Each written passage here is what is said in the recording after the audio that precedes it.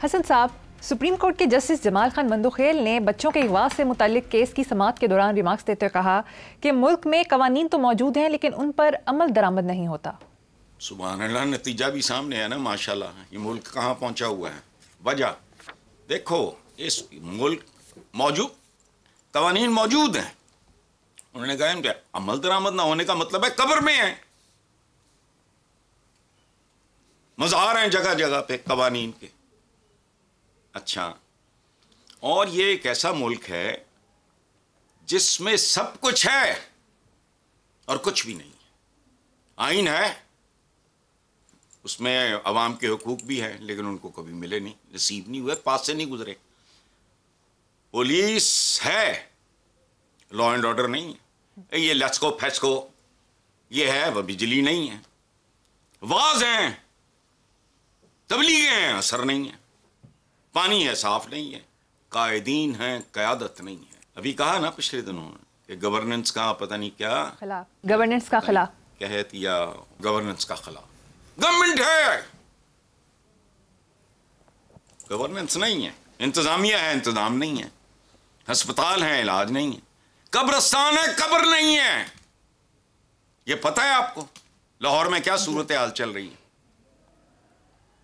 सो ये है, चौधरी रहमत अली थे जिन्होंने ये पाकिस्तान का नाम रखा था माशाल्लाह। पता नहीं क्या ख्वाब देखे होंगे। इस्लामी जमहूरिया पाकिस्तान, एक लफ्ज बता दो अगर उसकी कोई प्रॉपर आपको झलक इस मुल्क में मिलती हो तो ठीक है, दबी रखो। चलो, मुस्लिम लीग नून के रहनुमा राना सनाउल्लाह का कहना है कि इमरान को अदालत रिहा करे तो हुकूमत को कोई एतराज़ नहीं। बानी पीटीआई सियासी बरादरी के साथ नहीं, वो इस्टेब्लिशमेंट के साथ डील करना चाहते हैं। तो बात सनाउल्लाह ने ठीक की है, इसमें क्या गलत है? और ये गलत भी नहीं, ठीक बात की है। ओ भाई, सियासी बरादरी में से किसी के पल्ले है ही कुछ नहीं। ये जो अर्दली उर्दली ये वो इस तरह की इस्तेलाहें इस्तेमाल की थी, मैं ईजाद की थी। इनके पल्ले क्या है? राना सनाउल्लाह से बेहतर कौन जानता है भाई? साद रफीक से पूछ लो, वो भी यही कहेगा। बिगाड़ कुछ नहीं सकते, बद्दुआएं देंगे, गालियां देंगे। तो अगर बानी पीटीआई इस्टेब्लिशमेंट से बात करना चाह रहा है तो establishment is the only reality. देखो, इस्टेब्लिशमेंट हजारों साल पहले भी होती थी। किचन कैबिनेट हमेशा होती है, जहां कैबिनेट होगी वहां किचन कैबिनेट जरूर होगी। तो establishment is always a reality. ये हजारों साल पहले भी थी। इसकी शेप और फॉर्म बदलती रही है, अदरवाइज ये तो होती है। अच्छा, अब पैरेलल क्या होता है? ये सियासी बरादरी, ये सियासी बरादरी है, ठग्गां दी बरादरी है सारी। आज तक इन्होंने क्या दिया? और ये एस्टैब्लिशमेंट के बारे में जब बात करते हैं तो मैंने कल परसों भी यही कहा था। उम्र मिली, अगले साल भी यही बकरा हूंगा, उससे अगले साल भी। बहुत हो गया तो पिछले उठा के देख लेना, यही है। क्या गो स्कूल चाहिए, फौज चाहिए, दलदला आ गया फौज। तू की कर दे? वोट लेके आ गया तू, तेरे पल्ले कुछ नहीं। इम्तिहानी मराकस वो यार, चलो बॉर्डर के अलावा दहशत कर दिया, चलो ठीक है। वहां एस्टैब्लिशमेंट फौज को ही कहते हैं ना, उन्हीं का नेकनेम है। तो चलो वो तो समझ आ गई बात। बाकी कोई काम है तुम्हारा ऐसा जिसमें तुम्हें उनकी मुआवनत की जरूरत बल्कि सरपरस्ती की जरूरत ना हो? यह औकात है तुम्हारी। बहुत सी बुराइयां हमारे यहां हर जगह हैं, लेकिन उनका सिंबल कौन है? आपका सियासतदान। और इनमें से एक एक का बैकग्राउंड मुझे समझ नहीं आती। किस तरह के लोग, हर पेशे में जाने वाले लोगों का एक खास टाइप होता है और उसके पीछे वजूहात होती हैं। मैंने इकोनॉमिक्स पढ़ी और इसका इंतखाब किया चूंकि मुझे ये काम अच्छा लगता था। जो फौज में जाता है उसकी एक खास तबीयत, उसका एक बैकग्राउंड होता है, उसकी एक खास नफ्सियात होती है। जो इंजीनियर बनता है, डॉक्टर बनता है, देखो बात सुनो, मैंने एक थियरी है कोई, ये जो बच्चे बचपन में मैथमेटिक्स वगैरह में बहुत ही निखिद्ध होते हैं ना, जैसे मैं था, वो क्रिएटिव आर्ट्स में, मतलब पेंटिंग, राइटिंग, ये वो सिंगिंग, वो इन चीज़ों में बहुत अच्छे होते हैं। मुझे नहीं पता था। ये चंद साल पहले मैंने ये बाकायदा पढ़ा तो आई रियली लव्ड इट। क्योंकि मैं तो हर बार हैरान होता था बचपन में कि मैं हूँ मैथमेटिक्स में पास हो गया। टाइप होता है, पर्सनैलिटी टाइप।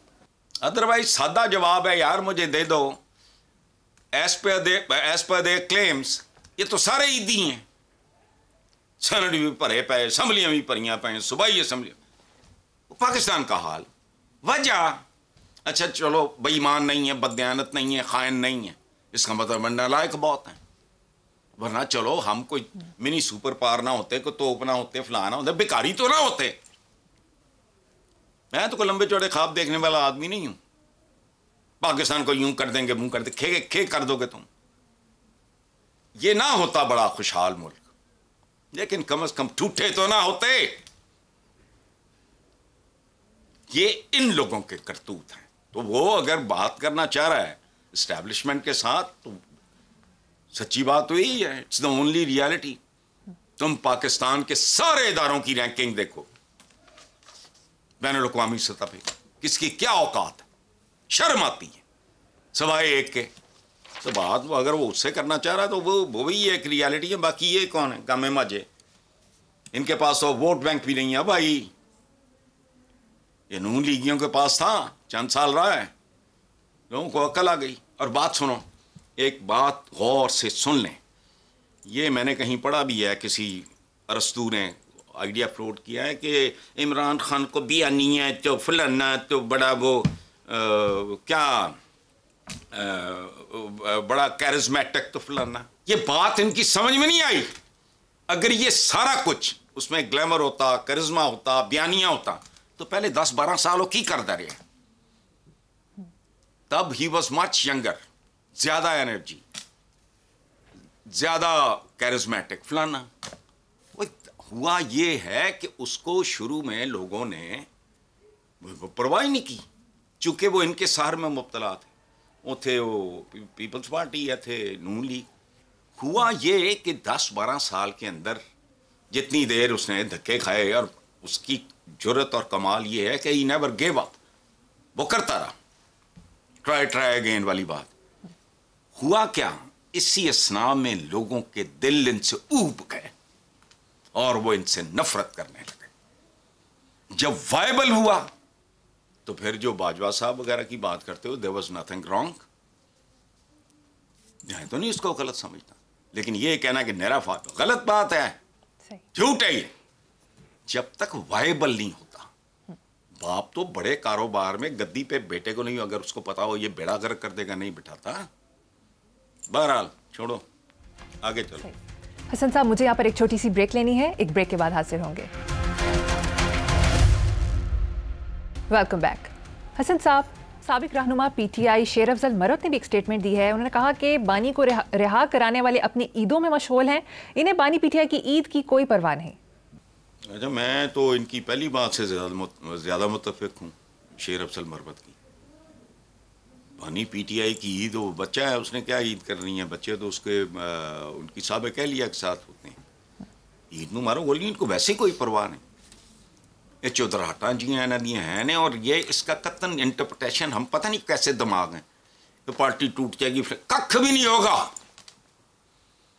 इनकी मौजें लगी हुई हैं, कोई प्रोग्राम टीवी पे थोबड़े नज़र आ गए, कोई ये हो गया, किसी ने घटिया सा कॉलम लिख दिया, फलाना, थोबड़े नज़र आ रहे हैं, बस इतना ही। इनका सवाल ही नहीं पैदा होता। माइनस इमरान खान तो इनकी हैसियत ही कोई नहीं।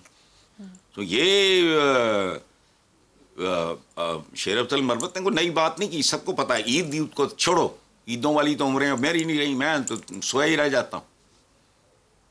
ईदों शीदों की एक उम्रें होती हैं, चुपने हमने इनको भी ना एक रिचुअल सा बना दिया है। अच्छा, तो ईद पे सुनो, तुमको नहीं देखा है तो किस काम की ये ईद, जिसने तुम्हें देखा हो उसे ईद मुबारक। वाह, बहुत खूब। शेर सुनो गौर से, ठीक है।